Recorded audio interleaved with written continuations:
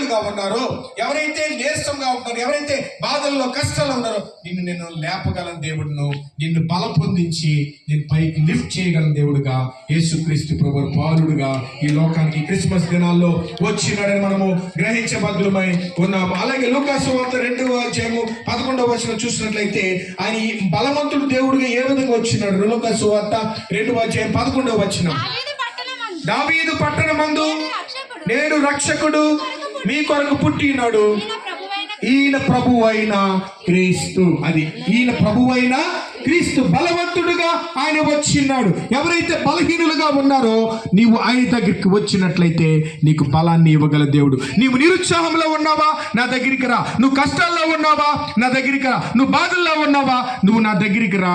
నేను వస్తే నిన్ను బలము చేయగల దేవుడును ఆయన ఇమ్మానుయేలు దేవుడుగా యేసుక్రీస్తు ప్రభువారుగా ఈ లోకానికి వచ్చినాడు అని మనము నమ్మాలి, నమ్మి తీరాలి. ప్రభు పరిశుద్ధ గ్రంథము మనకి తెలియజేస్తుంది. Is a mighty God to the world. ప్రపంచానికే బలమైన దేవుడుగా కన్య అయిన మరియ గర్భంలో నుంచి ఆయన శిశువుగా ఈ యొక్క క్రిస్మస్ దినాల్లో పుట్టినాడనేది మనము గ్రహించబద్ధులమై ఉన్నామని వాక్యం మనకి ఎంతగానో తెలియజేస్తుంది. 6వదిగా మనం చూసినట్లయితే నిత్యుడగు తండ్రిగా ఈ లోకానికి మనకి వచ్చినాడు. Is a ever lasting God. Forever దేవుడుగా ఆయన మనకి ఉన్నాడు. నిత్యము దేవుడుగా ఉన్నాడు. అందుకే మనం పరలోకం వెళ్ళి ఏం చేస్తామంటే స్తుతి స్తుతి స్తుతి అని మనం స్తుతించడం అండి. చనిపోయిన తర్వాత ఆత్మ ఎవరితో పాటు యేసుక్రీస్తు ప్రభువుతో ఉండి స్తుతే. ఇంక మనకి బాధలు కష్టాలు ఏమీ ఉండవు. Is a ever lasting God to the whole world.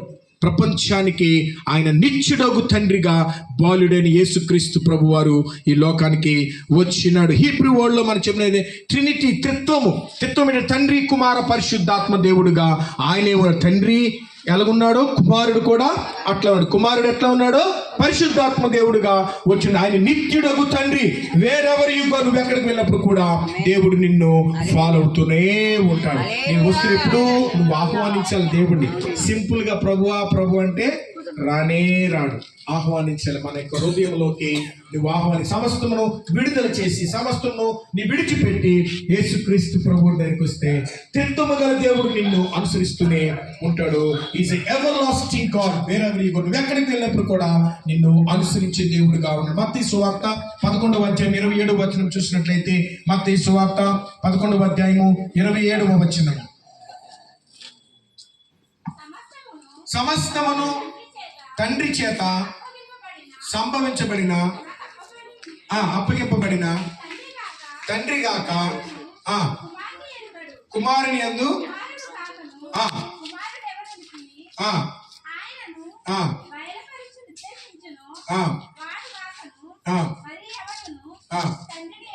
అది తండ్రిని ఎరగాలంటే మనం ఏం చేయాలి? మొదటిగా క్రీస్తు ద్వారానే మనము తండ్రి దగ్గరికి వెళ్ళగలం అంటున్నాడు కదా. పరలోకానికి నా ద్వారా